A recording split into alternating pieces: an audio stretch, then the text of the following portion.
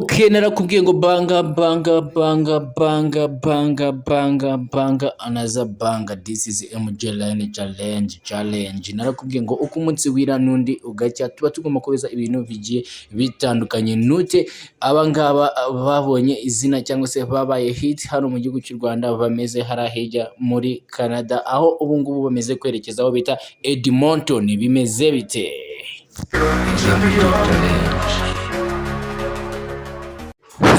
Okay, narakubwiye ngo banga after banga another banga. Uyu munsi ngiye kubabwira ku rugendo rwa Vestina n'uwo bita Dorcas. Abangaba bameze kwigarurira imitima y'abantu benshi cyane hano mu gihugu cy'u Rwanda ndetse no hanze ku mbibi z'igihugu cy'u Rwanda, mu bihugu biri hano hanze muri East Africa. Nitwavuga ahangaha muri Africa nitwavuga kuko bari gusohoka Africa bakajya hanze ya Africa. Wakwibaza hanze ya Africa bari kujyana iki ko ari abanyarwanda? Ndagira mubwire by the way, niba warakunze Vestina na Dorcas uri hano mu gihugu cy'u Rwanda, ndagira mubwire ngo ubanze ukande subscribe.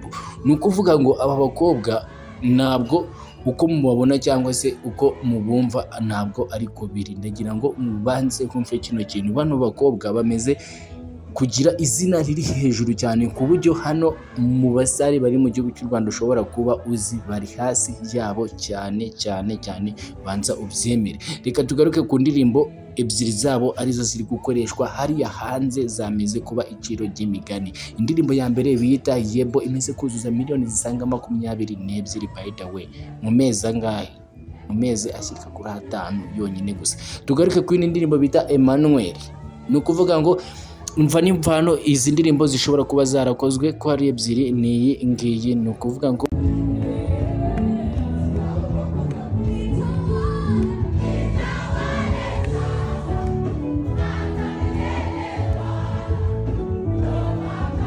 ubu ni ukuvuga Vestina na Dorcas bari mu gace ka Canada bita Edmonton. Ni umujyi wa kabiri cyangwa se ugaragara nkaho ariho wa mbere urimo ako gace ka Edmonton. Ubu ngubu ni ukuvuga ngo niho bari kwerekeza mu rugendo rwabo, dore ko ari ibintu bigoranye cyane. Benshi cyane bakomeje kuvuga uti Vestina aratwite, ariko ndagira mubwire by the way anyway, Vestina aramutse atwite ntago haba ariyo mpamvu intandaro yo kugira ngo muvuge amagambo yose mubonye.